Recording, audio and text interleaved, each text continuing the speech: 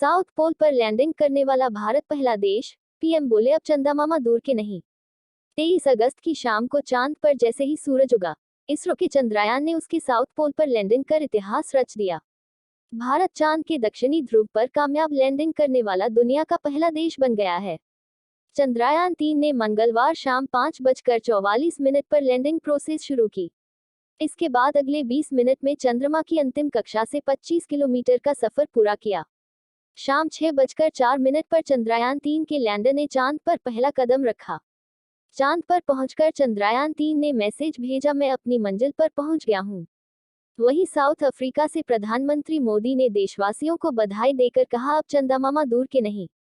चांद पर कामयाब लैंडिंग करने वाला भारत चौथा देश। इस कामयाबी के साथ भारत चांद के किसी भी हिस्से में मिशन लैंड कराने वाला चौथा देश बन गया है। इससे पहले अमेरिका, सोवियत संघ और चीन ही ऐसा कर सके हैं। कामयाब लैंडिंग के बाद रोवर के बाहर निकलने का इंतजार। अब सभी को विक्रम लैंडर से प्रज्ञान रोवर के बाहर आने का इंतजार है। धूल का गुबार शांत होने के बाद यह बाहर आएगा। इसमें करीब 1 घंटा 50 मिनट लगेगा।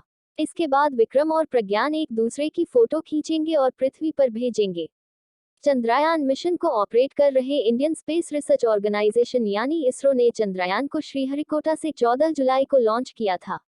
41वें दिन चांद के साउथ पोल पर लैंडिंग की प्लानिंग की गई। पीएम मोदी बोले, चंदा मामा के दूर के नहीं, एक टूर के।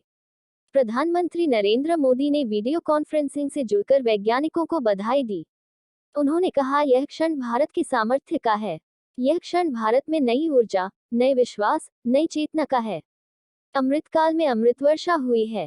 हमने धरती पर संकल्प लिया और चांद पर उसे साकार किया। हम अंतरिक्ष में नए भारत की नई उड़ान के साक्षी बने हैं। तब रूस के नाम हो जाता यह रिकॉर्ड। भारत से पहले रूस चांद के दक्षिणी ध्रुव पर लूना -25 यान उतारने वाला था। 21 अगस्त को यह लैंडिंग होनी थी, लेकिन आखिरी ऑर्बिट बदलते समय रास्ते से भटक गया और चांद की सतह पर क्रैश हो गया। चांद पर लैंडिंग में 41 दिन लगे। चंद्रयान 3 आंध्र प्रदेश के श्रीहरिकोटा से 14 जुलाई को 3:35 पर लॉन्च हुआ था। इसे चांद की सतह पर लैंडिंग करने में 41 दिन का समय लगा।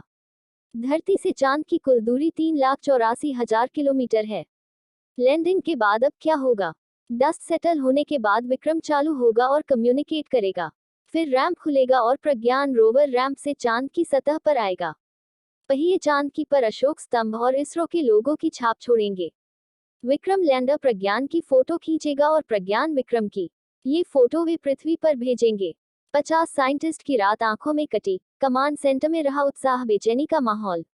इसरो के बेंगलुरु स्थित टेलीमेट्री एंड कमांड सेंटर इस्ट्रेक के मिशन ऑपरेशन कॉम्प्लेक्स मॉक्स में 50 से ज्यादा वैज्ञानिक कंप्यूटर पर चंद्रयान 3 से मिल रहे आंकड़ों की मंगलवार रात भर पड़ताल में जुटे रहे।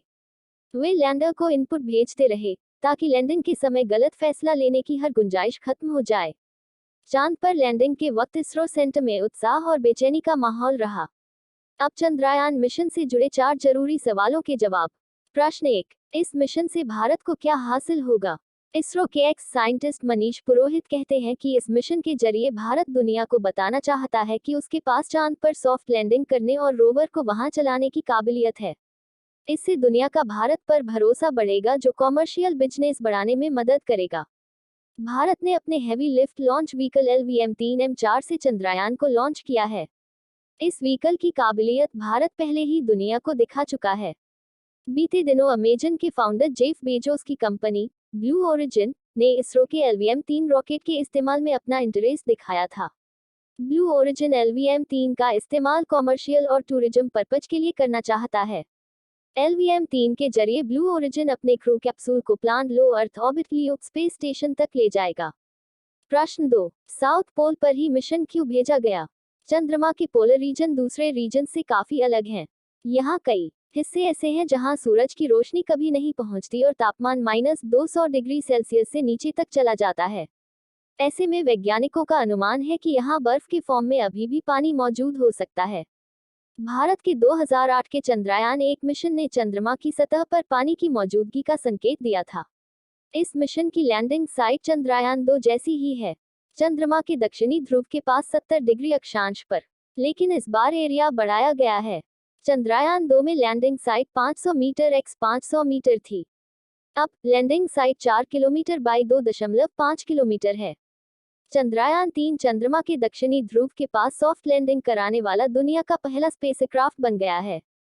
चंद्रमा पर उतरने वाले पिछले सभी स्पेसक्राफ्ट भूमध्यरेखीय क्षेत्र में, चंद्र भूमध्य रेखा के उत्तर या दक्षिण में कुछ डिग्री अक्षांश पर उतरे हैं।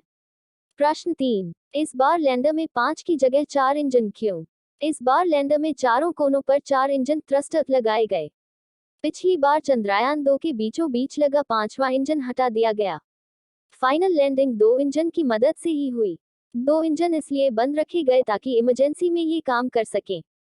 चंद्रयान-2 मिशन में आखिरी समय में 5वां इंजन जोड़ा गया था। इंजन इसलिए हटाया गया ताकि ज्यादा फ्यूल साथ ले जाया जा सके। प्रश्न 4, 14 दिन का ही मिशन क्यों? मनीष पुरोहित ने बताया कि चंद्रमा पर 14 दिन तक रात और 14 दिन तक उजाला रहता है। जब यहाँ रात होती है तो तापमान -100 डिग्री सेल्सियस से भी कम हो जाता है।